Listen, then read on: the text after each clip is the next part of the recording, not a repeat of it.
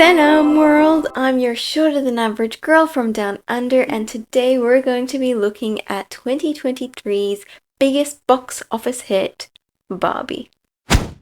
If you haven't heard of Barbie, man, where have you been for the last year? The ads, the toys, the press conferences, and the music, it's like the entire world turned pink.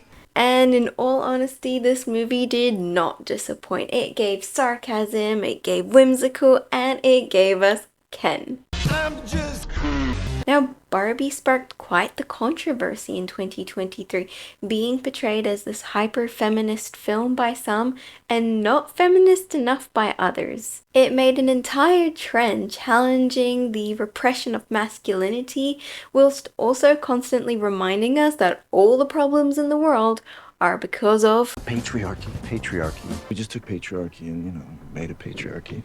Now, this movie is a walking contradiction of itself, and that's how it's meant to be.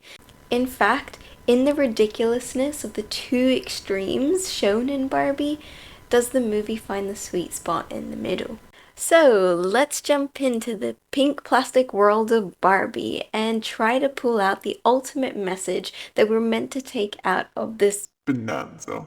But if you're only here for the movie review, please click on the timestamp shown on the screen right now or the one in the description, whichever suits you best. But for now, let's talk stories.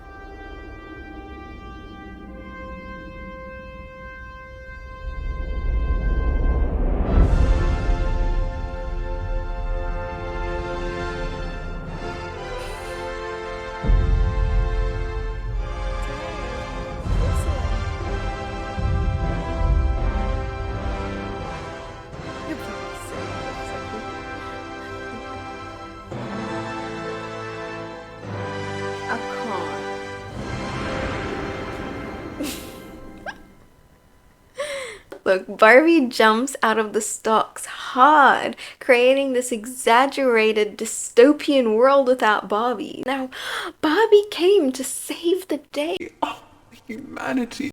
It's bringing us out of the dark ages. This is the exact scene which sets the mood for the entire movie.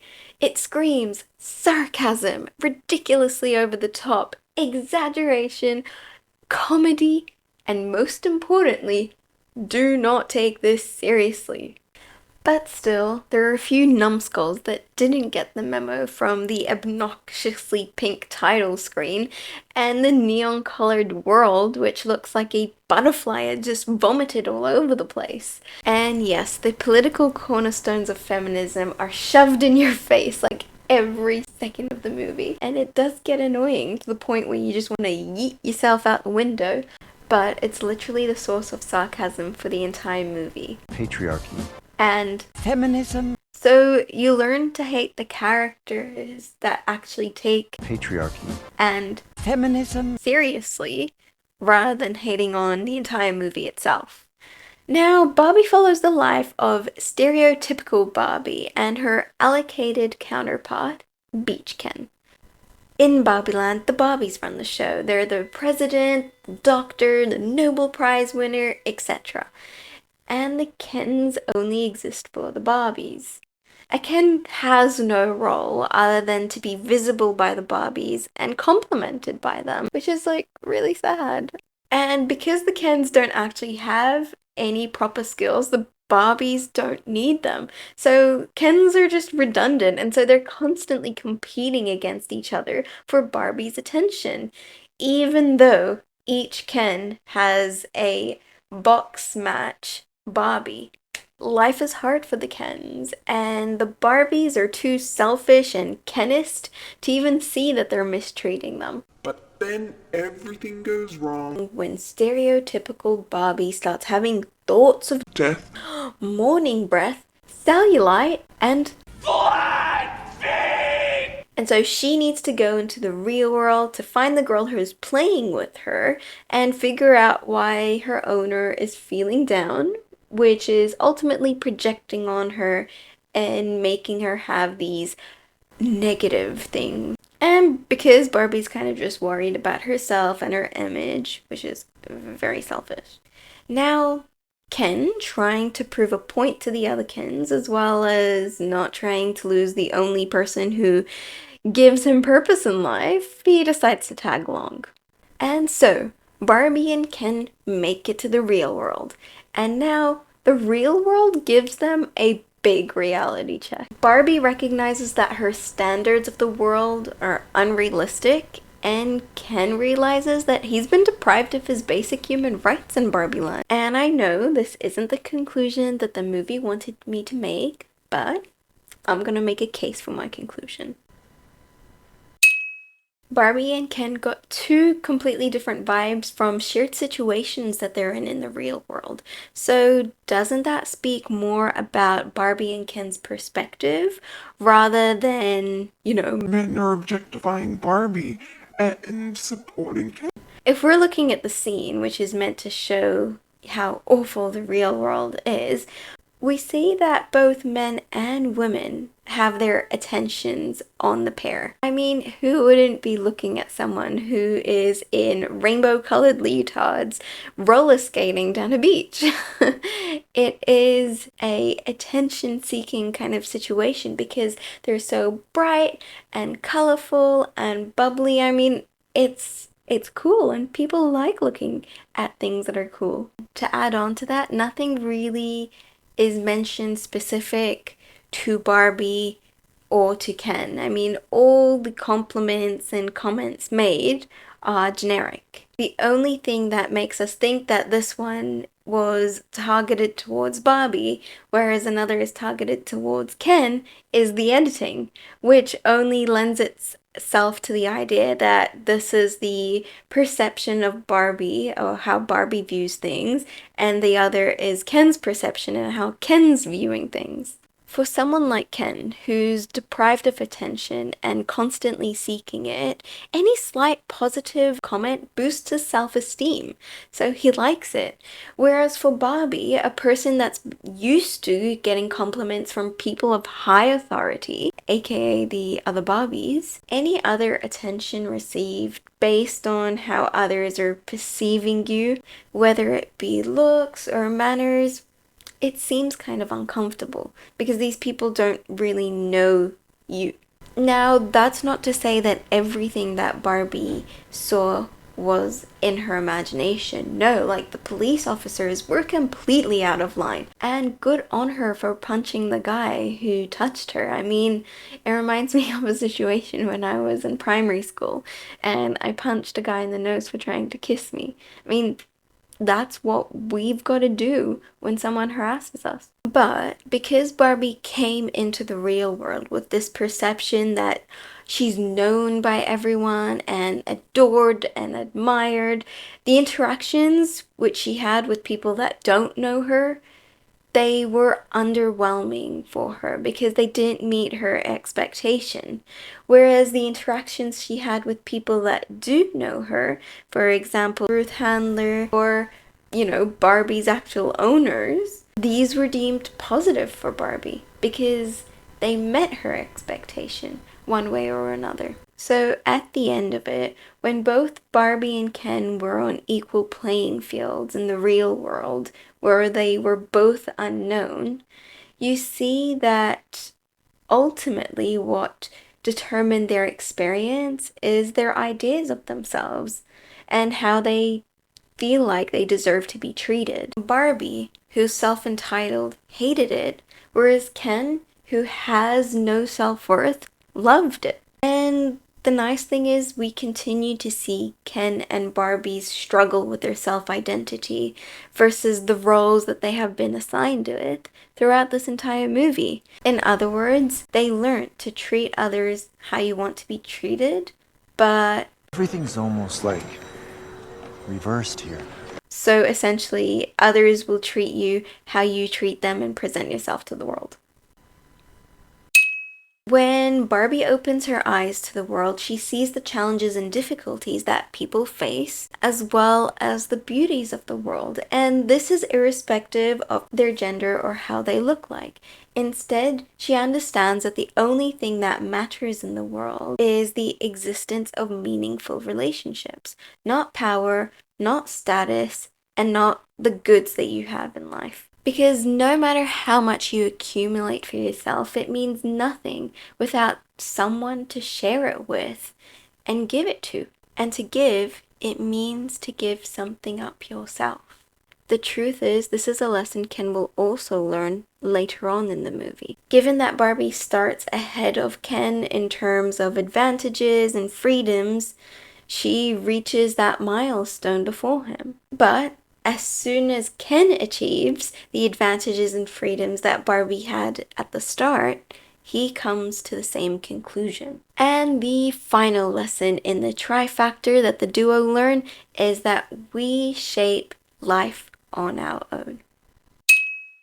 Simple yet foreign concept in Barbieland, each Barbie and Ken have preordained roles, like President Barbie can only president, Dr. Barbie can only doctor, and Beach Ken can only beach. Barbie would initially have done anything just to have her cotton candy world given back to her. But when Mattel tried to put her in a box and send her back to Barbieland, she didn't want to. The first reason she didn't want to is because she realized that she hadn't achieved what she'd come to the real world for, and so she didn't want to, give up and go back to her life. But also because Barbie is starting to change herself, and she doesn't necessarily want to go back to her old life.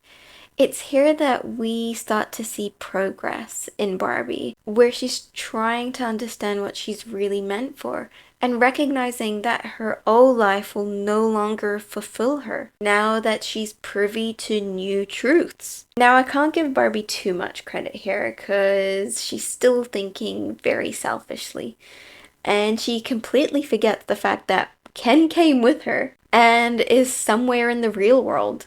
When Ken initially makes the realization that he can be whatever he wants to try anything and everything. But then a second reality hits him in the face that you need to work for what you want. So turns out that he can't do everything that he wants just because of patriarchy. Shock horror. But of course, instead of actually putting in the hard work, a concept which he really doesn't understand because it doesn't exist in Barbie world, he decides to share his new insights with his fellow Barbies and Kens. So whilst Barbie's making her journey back to Barbieland with her owners, Ken is out starting a revolution. Vive la révolution! Vive la révolution! Kens are not second-class citizens to the Barbies. They deserve encouragement and praise, and they deserve houses to live in, as well as rights to make decisions in the court of law. So essentially, Ken brought feminism to Barbieland, but Everything's almost like reversed here.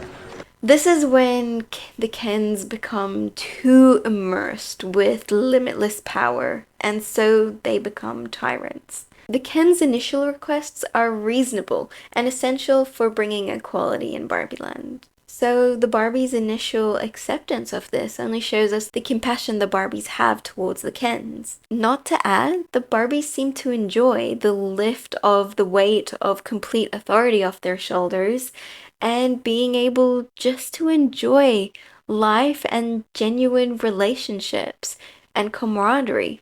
Once the Kens get a taste of freedom, they just want more and more and more. They wanted complete control, taking over the Barbie houses, their history, as well as their government. Now, this is a consequence of their previous deprivation as well as their ignorance when it comes to the responsibilities associated with power. And quite frankly, this is a nice commentary to the evolution of feminism. Starting off as a just cause for equal rights and individual autonomy, with every new wave, feminism has morphed into a destructive mantra used to pull down women and men at large.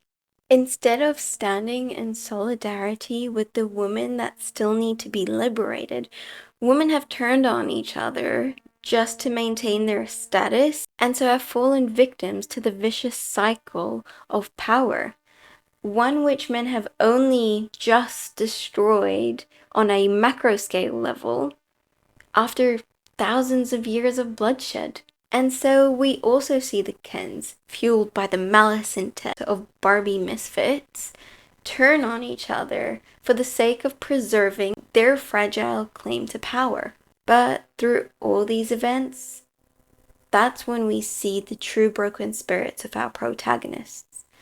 After claiming the entirety of Barbieland, Ken still doesn't have the thing that he wants most in the world, Barbie's love. And his charades of being this tough man is him masking his emotions and taking revenge on Barbie for how she's treated him in the past. But she doesn't really care, so the only person his revenge is hurting is himself. On the other hand, all the luxuries that Barbie's had have been stripped away from her. And without her belongings, Barbie feels like a shell of herself. And this is when Barbie's ugly side comes out. The person that blames others for all her issues and the one that waits for others to fix her problems for her. And this is where the movie loses it for me. Instead of resolving these very real, very relatable feelings that Barbie is going through and showing that she can overcome her inner demons and find her own self-worth, it's generalized as these are the feelings of the stereotypical women under patriarchy. And to add to that, it's this dumb, undying whirlpool of shame which ultimately turns the Barbies against the Kens. Personally, I found the whole brainwashing shenanigans to be absolute rubbish. Like this. Oh my God, this is like in the 1500s with the indigenous people and smallpox. They had no defenses against it. This is the most offensive line that I've seen in a while. Like, how dare you compare a true tragedy to the bliss happiness of bringing joys to others? And then, using the Ken's needs to be appreciated and noticed to start a full-blown civil war. And they wonder why women were considered witches back in the day. Like, this line? It still doesn't mean I want to hurt him. He took your house. He brainwashed your friends. He wants to control the government. True. Girl. No, he doesn't Yeah. want any of that. No. Yeah. It's like I'm a woman already. You're Welcome. Just summarizes what's wrong with feminism at the moment. It is so cruel. I mean, they could have tried to work together with the Kens and finding this perfect sweet spot where they can both have equal rights. But no, it's because the Barbies don't want to give up any of their power, so the only way for them to be happy is by redominating Barbieland. And the only way they can do that is by crushing up the poor Kens. Again. But I mean, the Kens, they're just too good. Amidst all the fighting, they realize that they're not each other's enemies. They should reconcile and stand together against the real threat to their freedom. But unfortunately, the Kens were too late, and the Barbies have already retaken the land. However, with progress. I don't think that things should go back to the way that they were. No Barbie or Ken should be living in the shadows. Or Alan. Please may the Kens have one Supreme Court justice. Oh, I can't do that. But maybe a lower circuit court judgeship. We accept, as long as we can wear robes. Now, I know this was meant to be a stab at the real world and how, it's not perfectly equal yet. But to be honest, I saw this request as logical. I mean, based on just the past few hours, we can see that the Kens don't have enough knowledge or wisdom to make the right decisions. An authority is not just gonna give up automatically and hand over to these people just for the sake of equality. I mean, they haven't proven themselves to be making the right decisions for the sake of everyone, and so they will need some time to learn what it means to have responsibility and how to make the world equal before they are worthy of equal power. So, where's the happy ending? It just feels like everything went back to the way that it was at the start of the movie, with little progress to show for it. However, to find the real message behind Barbie, we really need to read into the final lines of Helen Mirren. So Barbie left behind the pastels and plastics of Barbieland for the pastels and plastics of Los Angeles. Barbieland and LA are the same. They're both fake and exaggerated. The movie's trying to tell us that the world we live in at the moment is not real and worth our effort. So what we see around us shouldn't be taken literally either. The only place that really matters for us is the third location shown in the Barbie movie, the afterlife. Now, we're only able to visit the afterlife with the ghost of Ruth Handler, the creator of Barbie. And it's in this afterlife that we get the real message of the movie. You understand that humans only have one ending. Ideas live forever. Humans not so much. You know that, right? I do. Being a human can be pretty uncomfortable. I know. Humans make things up like patriarchy and Barbie just to deal with how uncomfortable it is. I understand that. And then you die. Yeah. Yeah. I want to be a part of the people that make meaning, not the thing that's made. I want to do the imagining. I don't want to be the idea. Do you give me permission to become human? You don't need my permission. But you're the creator. Don't you control me? I can't control you any more than I could control my own daughter. So being human's not something I need to ask for or even want? I can just... It's something that I just discover I am? I can't in good conscience let you take this leap without you knowing what it means. Take my hands.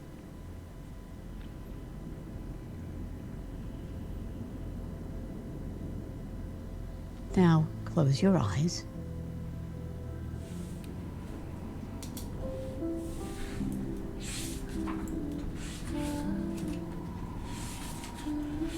Now, feel. I used to float, now I just fall down. I used to know, but I'm not sure now what I was made for. What was I made for?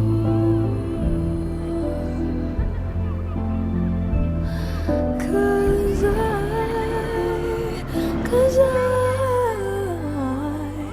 I don't know how to feel, but I wanna try.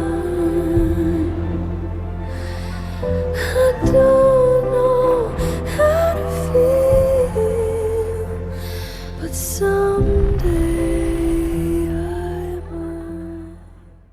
Making meaning is the most important part of the human experience.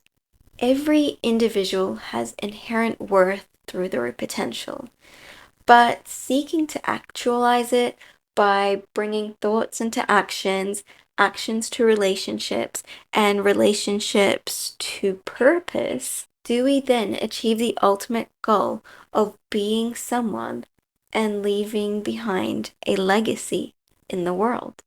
Both Barbie and Patriarchy are legacies of generations of good and bad people that they have left for us to unpack and explore so that we are inspired to leave the legacy that we want in this world. Our fate is in our own hands.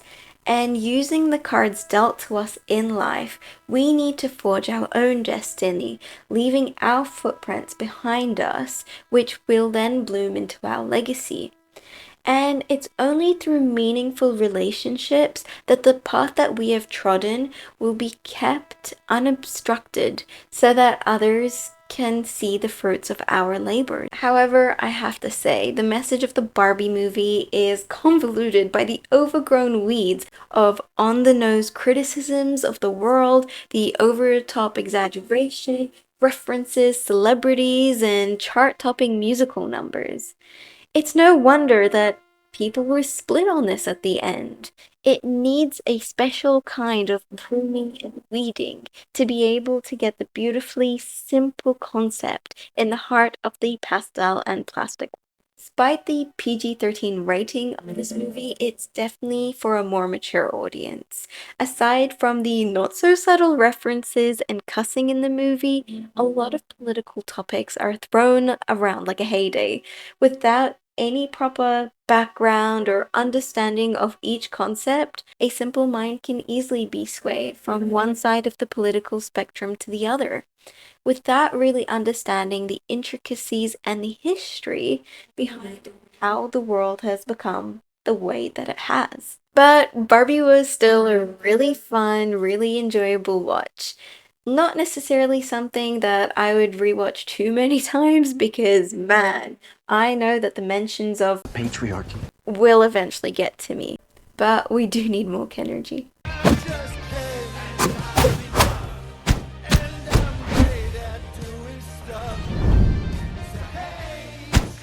So that was 2023's biggest hit, Barbie. I really hope you enjoyed this video, and if you want to go and watch Barbie yourself, make sure to use a streaming platform that doesn't support the violation of human rights or the spread of negativity into the world.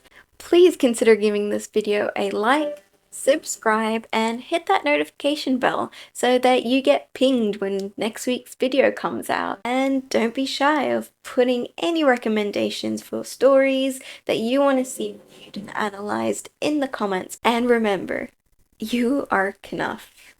So, be brave, be happy, and be kind, and we'll catch you all next time.